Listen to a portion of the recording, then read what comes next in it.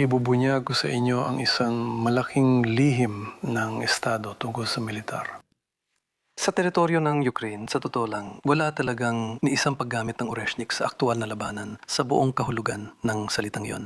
Ito ay tumutukoy din sa Beloit Cerkwi at lalo na tumutukoy sa rehiyon ng DNR, rehiyon ng DNR, rehiyon ng DNR. Ang Pangulo ng Russia na si Vladimir Putin ay kakapahayag lang ng pagkabigo ng Russian Intercontinental Ballistic Missile na Oreshnik at diretsahang inamin sa publiko na oo, totoo nga. Noong gabi ng Mayo 24 pinakawalan ng Russia ang dalawang Oreshnik missile laban sa Ukraine. Isa sa mga ito ay bumagsak sa Donetsk na rehiyon, ang isa naman ay tumama sa Bilat Cerkva. Hindi ko rin alam kung ano na mangyayari sa Russian propaganda na nagsasabing sa Bilat Cerkva raw tumama ang Oreshnik ng Russia. Tumama raw ito sa isang lihim na paliparan. Sabi ni Vladimir Putin, ang missile ay tumama lang daw sa isang kamalig. Paalala ko lang, doon nila tinarget ang mga garahe para lang makita ang bisa ng missile. At ngayon mukhang nakaupo ang mga nalinlang na Ruso, siguro'y nagsisisi kasi halos 2 linggo nilang pinaniniwalaan na ang missile na Oreshnik ay tumama sa isang lihim na paliparan. Bukod pa rito, inanunsyo ni Vladimir Putin na handa siyang makipag-usap para tapusin ang bigmaan ng Russia sa Ukraine.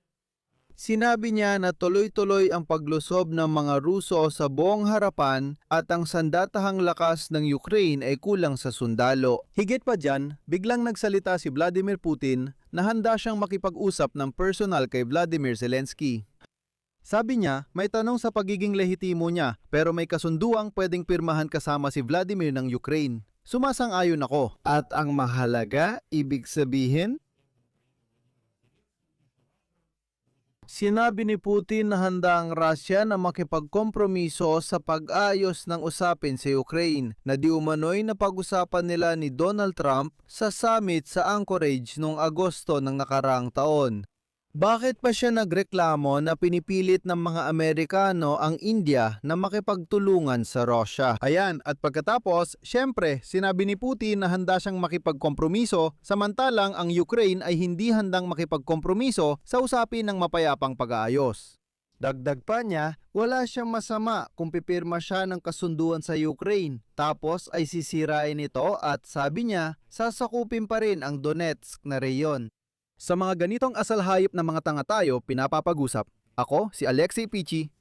Tara, sabay nating talakayin agad ang talumpati ni Vladimir Putin na nagbanggit ng marami nakakaintrigang bagay. Marami talagang dapat pag-usapan. At sigurado ako na, hindi ako sigurado.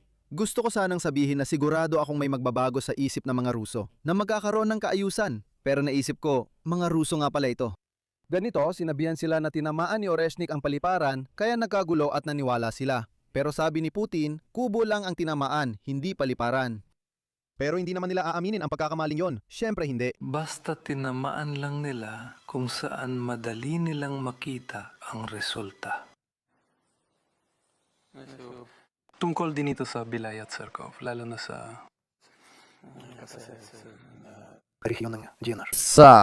Sa paligid ng pangunahing kuta. May mga drone tayo na lumipad doon pagkatapos. Ito yung sa Kamalig. At tiningnan lang namin kung paano inilagay ang mga reconnaissance na nagkakalat. Binilang namin at pinalitan lahat hanggang sa huling milimetro. Mahalaga ito para sa amin para makagawa ng mga desisyon sa hinaharap tungkol sa buong paggamit ng Oreshnik sa mga itinalagang target. Isang magandang press conference kasabay ng pahayag ni Marco Rubio. Sa totoo lang na sila, ang mga Amerikano, ay lubos na pumapanig sa Ukraine. Magsasalita ako based sa katotohanan kung ano ang sinabi ni Putin at tatalakayin natin ang mga pahayag niyang iyon. Ibig sabihin, sinabi ni Putin na nagpapatuloy ang opensiba ng Russia sa buong linya ng labanan at ang sandatahang lakas ng Ukraine ay may matinding kakulangan sa mga tauhan. Ayon sa kanya, nawawalan ang sandatahang lakas ng Ukraine ng halos 40,000 tao bawat buwan. Ayon sa kanya, dahil sa mobilisasyon at pagbabalik ng mga sugatan, ang sandatahang lakas ng Ukraine ay nakakakuha ng 3,000 at 1,000 katao kada buwan. Ngunit, humigit kumulang 20,000 ang tumatakas. At sinasabi niya, sa huli, nagkakaroon sila ng malaking kakulangan.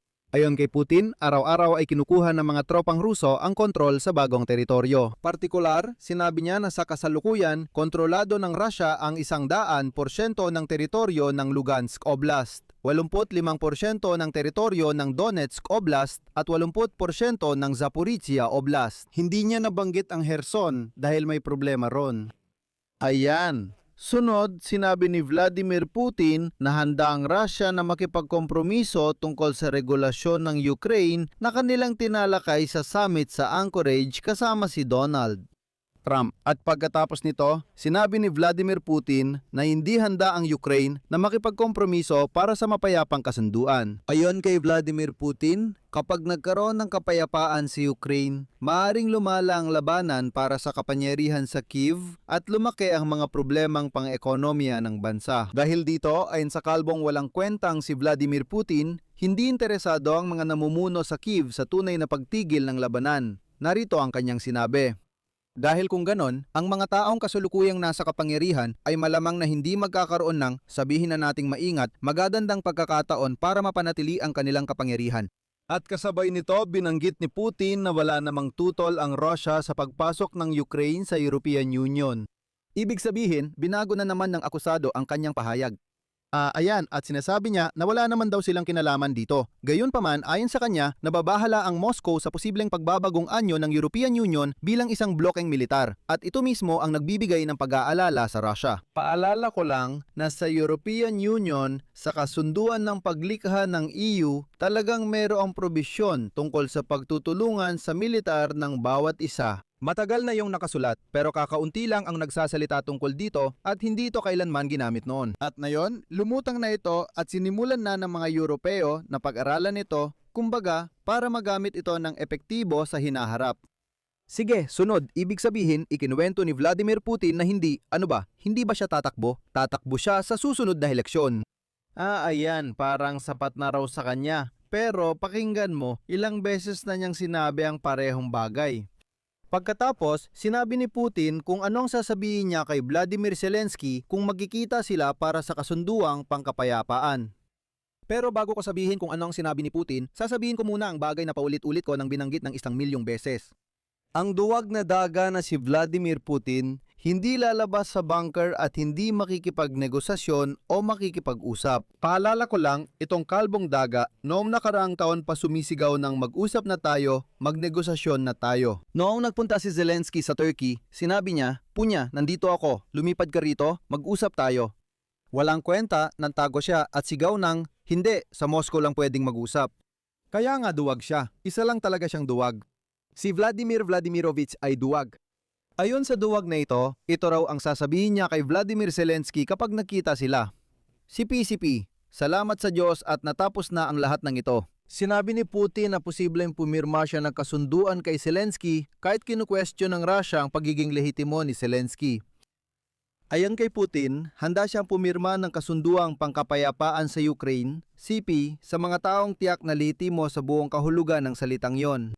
Maraming opsyon doon. Maaring ang tagapangulo ng mataas na kapulungan o si Zelensky mismo. Kung gusto, may paraan para ayusin ito. Isa na namang sampal sa muka sa mga Ruso na matagal lang sinasabing hindi lehitimong presidente si Zelensky at walang pipirma ng kahit ano sa kanya.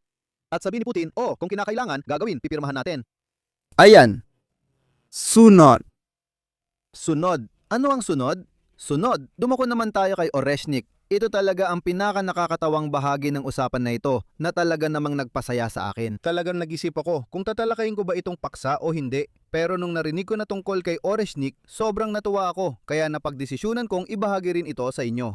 Kaya sigurado akong naalala nyo noong Mayo 24, inatake ng Russia ang Ukraine gamit ang 2 raketa mula Oreshnik. Isa tumama sa Bilatserkva at tinamaan ang mga ordinaryong garahe. Yung pangalawa bumagsak sa Donetsk Oblast sa okupadong teritoryo. At pagkatapos ng pag-ataking iyon, pinalaganap ng Russian propaganda ang impormasyon na di umano'y tinamaan daw sa Bilatserkva ang isang lihim na military airfield. Sinasabi nilang itinatago lang daw ito ng mga Ukrainian. Pero tungkol sa pangalawa? Tungkol sa pangalawang raketa, tahimik lang sila, walang sinabi. 2 linggo ring pinalaganap ng mga Ruso ang alamat na ito, hanggang sa mismong si Vladimir Putin nang nagsalita ng direkta. Ang pag-ataking gamit ang Oresnik sa Ukraine ay isa lamang pagsubok ng armas sa aktwal na labanan. At ang pag-ataking gamit ang Oresnik sa Ukraine ay wala talagang layunin na tamaan ang anumang partikular na mga target. Pinili ang mga target sa mga lugar na madaling makita ang epekto ng sandata. Kinumpirma ni Putin na may mga pagpapalipad at dalawa ang nangyari. Ang isang atake ay tumama sa paligid ng Bilaya Cherkov at ang isa pa ayon sa kanya sa isang kamalig sa Donetsk na rehiyon, pero sinabi niya ay DNR. Pagkatapos nito, di umano'y ipinadala ang mga reconnaissance drones sa mga lugar ng tama na siyang nagdokumento ng eksaktong lokasyon ng pagbagsak ng mga bahagi ng naghihiwalay na warhead ng intercontinental ballistic missile na Oreshnik. Ayon kay Putin, gagamitin ang mga datos na ito para sa pagsusuri ng kakayahan ng ganitong uri ng sandata at sa pagpaplano ng paggamit nito sa hinaharap, kabilang ang pangtama sa mga residential area. Ngayon, diretsahang sinabi ng kriminal sa digmaan na tatamaan nila ang mga residential area gamit ang Oreshnik kung kinakailangan. Di ko na nakikitang may saysay magkomento, kaya dito ko na lang ilalagay ang tatlong tuldok. Sa susunod na episode, mabilis nating tatalakayin ang hayagang liham ni Vladimir Zelensky kay Vladimir Putin at mga dapat bigyang pansin doon. Naglalagay ako ng tuldok-tuldok. Isulat ninyo ang inyong opinyon at mga konklusyon sa mga komento sa ilalim ng episode na ito. Mag-subscribe kayo sa channel, pindutin ang kampanilya at huwag kalimutang mag-like. Yun lang po, ingatan ninyo ang inyong sarili. Paalam sa lahat, itutuloy.